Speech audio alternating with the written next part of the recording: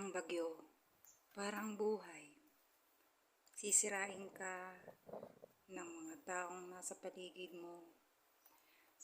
Bubugbugin ka ng sandamakmak na problema. Pero, huwag kang susuko dahil kung ikaw ang sumuko, talo ka.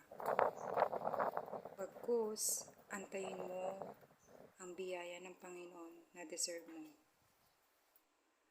At darating ang bukas. Hindi habang buhay, lugmok tayo. Hindi habang buhay, nasasaktan tayo.